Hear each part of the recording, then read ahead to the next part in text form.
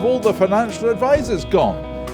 Our survey told us that only 8% of Generation X today are talking to a financial advisor. And when we talk to people out on the streets, today they're talking about whether they're going to ask their friends for some advice on buy-to-let. But historically, they're very grateful for the advisors that they did meet earlier in their savings journey. My approach to financial advice is DIY. I do not trust professionals. I do love to look at the Martin Lewis Money Supermarket website, and I like to get advice from there, but I also like to get advice from friends who we discuss quite a lot of financial products. I lost touch with my Allied Dunbar advisor, and then they became Zurich. So all my payments into it stopped, so I've only got about 20,000 in there. Me bank couldn't really help advise what to do with it because I think they were a bit scared of misadvising me. So they just said go and see like an independent financial advisor. It's up to you what you do with your money. I think they didn't want to misadvise me and sort of I'd lose all my money in bad investments. It's a bit of a minefield if he's telling you this and telling you that and you're like, it's going over your head. That was another thing, to keep it in plain English.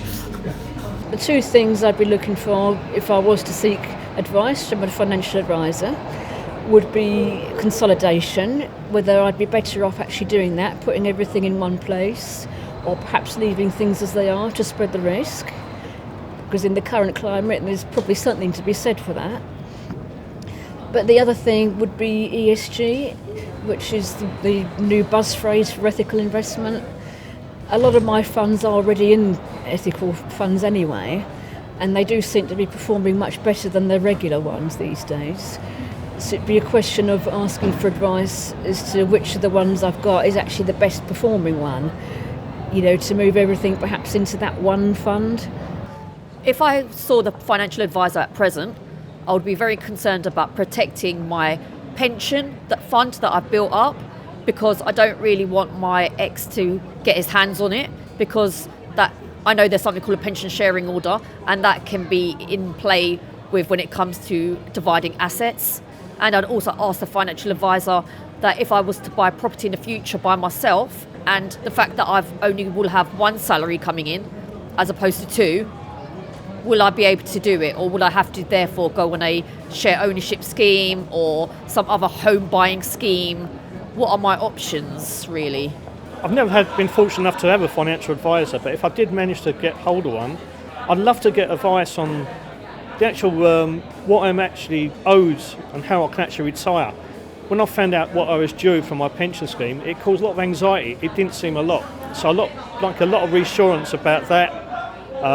Also, I'm due to inherit a property when my parents pass away, which hopefully won't be too soon. But I'd like to know the advice around what I can do to maximise any kind of potential from that.